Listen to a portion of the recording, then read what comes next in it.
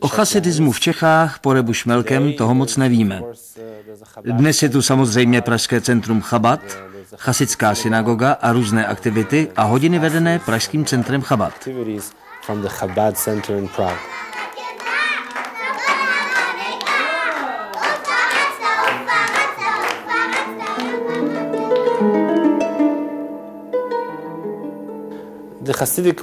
V dnešní době má chasidské hnutí mnoho různých větví, mnoho různých skupin.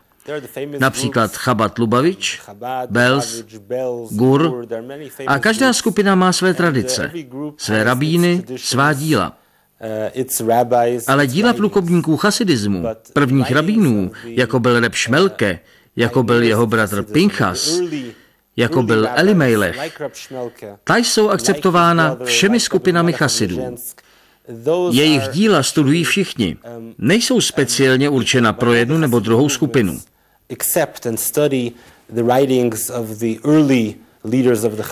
Díla Rebe Šmelkeho jsou něco, co studují všechny skupiny chasidů. A to je důvod, proč se mnoho z nich přichází modlit k jeho hrobu bez rozdílu, zda patří ke skupině Belz nebo Gur, anebo k jakékoliv jiné skupině. Průkopníci, první rabíni chasidů, žijí mezi nimi dodnes ve všech skupinách.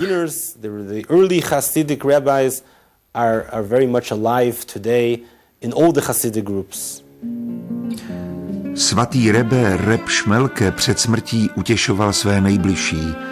Smrt pro mne není nic neznámého. To proto, že moje duše je duše proroka Samuela. Stejně jako on patřím ke kmeni Levitů. Stejně jako on dnes zemřu ve věku 52 let. Jemu říkali Samuel, já však zůstanu Šmelke. Je to snad důvod k pláči? Raskussumet liioilon puuet, alkukiku, birhogu, tiprikdehu, dorosti. A dabei tsehu, neget meluchem, loi aivoisa.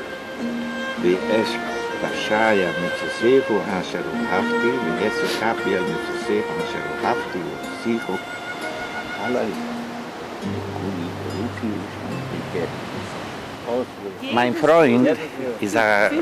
Můj přítel je příbuzný s tím slavným rabínem, co tamhle leží. Nemenuje se Horovic, ale Štern. Pochází z Podkarpatské Rusy, žije ve Vídni. Das ist eine alte Verwandte. Wie sagt man, stará rodina. Rodina. Stará rodina, Naša. asi 500 let, jo. My přijedeme každý rok, když on má narozeniny nebo den, když zemřel. On byl tak veliký, ten Šmelke, jo, že to zůstane ještě hodně let, že ho budou navštívit. K výročí úmrtí Rabbi Šmelke Horovice se mnoho lidí z Izraele a dalších zemí vydává na pouť sem, do Mikulova, aby se zde modlilo u jeho hrobu a strávilo zde nějaký čas. Takže jeho učení stále lidi inspiruje.